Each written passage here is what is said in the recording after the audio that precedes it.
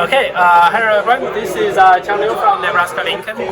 So we are going to talk about what we did in terms of automate service configuration in network slicing. So the key things like this. First, we argue that there is a simulation to reality gap between the reality and the simulators. All you can see is you can collect some data from online, but still the online data is limited. It's hard to represent the whole real network. And as well, you will also know that network changes. So the things like this. So when you do AI and machine learning based optimizations or control of for example, the network slicing, the key thing is that if you have this gap, then the safety or the performance of the online agents will be quite different. Could be quite different. Depends on the gap. Different from what you see in the simulator. Okay, so that's how it goes. We try to make an online learning to learn and adapt to what we have for the remaining gap. So it comes with 3 steps. First is that given you have a gap, then we try to use an augmented simulators in terms of tuning the parameters to reduce the gap. And then the second is like, given you have augmented simulator with better parameters, we offline train a policy. It could be a deep learning or deep reinforcement learning. What we have is the base optimization for the configuration. And the third is that online learning. So online learning, we care about 2 things. One is the simple efficiency. Right? You usually have a big models in terms of online learning or AI agent, but this can be simple inefficient in terms of getting the data to train. So we take care of this by using the Gaussian process, which is simple efficient, to learn the gap only rather than learn the new things altogether. And then the second part is the safety. So we don't want to be very aggressive to learn that will degrade your performance, but it may improve the state convergences in terms of adapting the dynamics, but the safety is more critical. So we design conservate acquisition functions to improve the safety. And then we have this lab scale, and then we reduce both the resource usage, which kind of performance that you use for supporting the network slicing, as well as the QoE, which is service level agreement.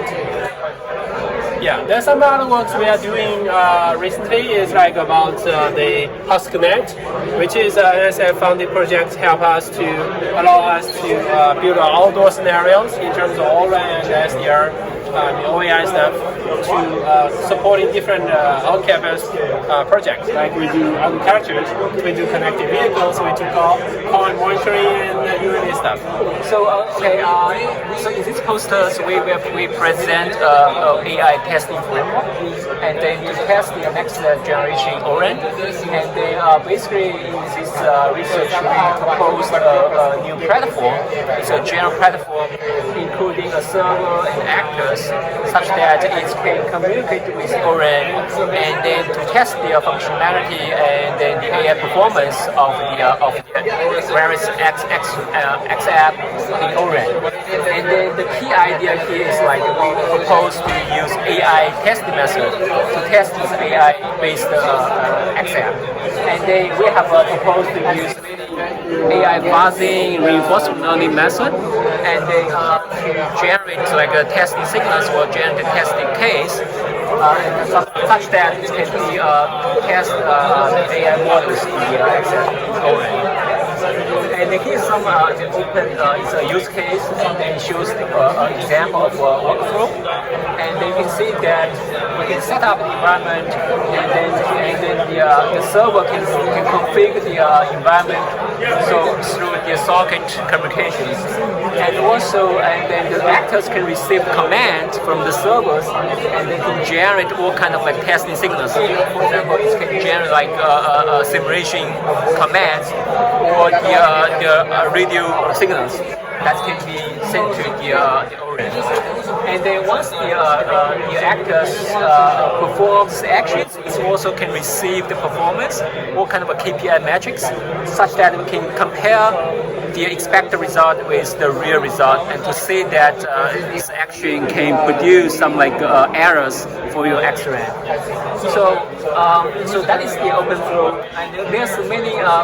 Let's create a general framework, and then we can apply this platform to test what kind of accepts, and then it also can support. It's open source, and then the users can develop their own commands and or test actions. And also here we also summarize some potential future directions for research. And for example, we can develop more AI models and also more AI testing methods to test these AI models. And also we can leverage more advanced generative AI method, such that we can generate more realistic radio signals to the X-ray. So that is the whole overview of the project. And then this project has several other collaborators. For example, we have collaborators from Virginia Tech, Mississippi State University, and Georgia Mercy universities. Yeah, so this is the ERA platform. That is one of the NSF's platforms for advanced wireless research. So specifically, we have different radio technologies ranging from SDR, 5G open source, massive MIMO, wireless backhaul, and then also some commercial base stations from Ericsson. So basically, we've been able to deploy OAI in the field, and we've been able to establish connection between NR, UE, and then the GNOB up to 1.2 kilometers using power amplifiers and OS amplifiers. So this is available for researchers and experimenters to test research experiments, especially with ORA. So right now we have a flex rig integrated, so you'll be able to design your own specialized rigs and all that. So basically, it's a platform for advanced wireless research. By the way, 20 years ago I was working with Spider in another DARPA project. So basically, hi, my name is Remo. I'm representative of the OSC Taiwan. Here we are going to be speaking about our initiative and sharing the experience for integration of the OSC and also OAI combo. What we have in the middle is what we so-called the reference of the wireless system architecture for the 5G end-to-end system. So far, what we have done is that we highlight in the white box, we already successful to integrate the OSC stuff, OSC audio file, and also OSC file stuff. And we go towards to this line to the RUC for our second milestone. And for the interoperability, we also working on the integration of the Free5GC as OSC OISC to fill the gap that where the OSU is lacking. So we take the OISU as a part of the CU part, and then we use the OSC audio high and also OSC 5 stuff in this case. And then we move towards the audio where we also have an SMO and also rig part, which is a near real-time rig. We've been done so far for this demonstration, the integration this part with the OSC audio high in Osaka, face-to-face for the ORAN. Last time we put some XF use case, which is how to do some resource allocation to control the CRB throughput. And yesterday in this joint workshop for the OSC OAI joint workshop, I also demonstrated the flex rig that is come from the OAI to do the interoperability between flex rig and also OSC with the same use case. And we move in here, we also doing some integration for 7.2, which is involve the RU parts, where Taiwan is the bastion for the manufacture of the RU.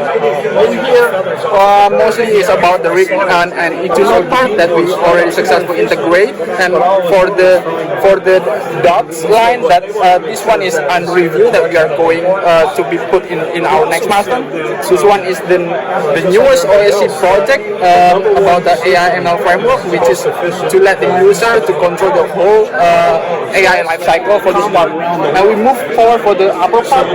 Some of the professionals that we are also co-working with, they do some acceleration on the files on the physical layer. They develop their own SDK. using the RTX 5000, which is the GPU, like chip GPU compared to A100 NVIDIA, and then they implement their own SDK in-house developed SDK, and they did some comparison with the NVIDIA A100 using default NVIDIA SDK, and they can to achieve the performance improvement for the P rates up to 10 times and the 44 MIMO up to 2 times. And the last one we have here on the right side is the acceleration for the control and user plane separations, and they will also implement for the user plane acceleration. What they previously they are using the E2E testbed from the OAI, and they implement for the using P4, and they claim they can achieve 100 gigabyte per CU and UP port, but on average they can achieve like 10 gigabit per second. And this one can be achieved with the bandwidth guarantee and limiting through the user plane function for the QoS enforcement goal. So this is the overall explanation about OSC Taiwan initiative, experience with the OAI and OSC integration. Thank you. Hello, my name is Robert. I work for the OpenAirInterface Software Alliance, but I am presenting here the work of the 4G 5G Consultants, which is a company in India. 4G 5G Consultant, and what I present here is porting OpenAirInterface 5G core and run onto ARM. So what 4G 5G Consultants did was first to validate that OAI runs on ARM in general, it compiles and so on. They also integrated or used the RAN acceleration library, which is a library that is provided by ARM and that provides certain building blocks in order to execute L1 functionality on an ARM processor. So they integrated this ARM library into OAI. And third, as you might know, the OAI uses the ORAN frontal interface library in order to generate 7.2 frontal. They ported this library onto ARM hardware as well. And then in the end, they put all these three pieces together. They ran a specific configuration on this ARM server, and they validated the overall functionality using a key-site simulator, and they achieved a theoretical IPO throughput of up to 330 megabits per second.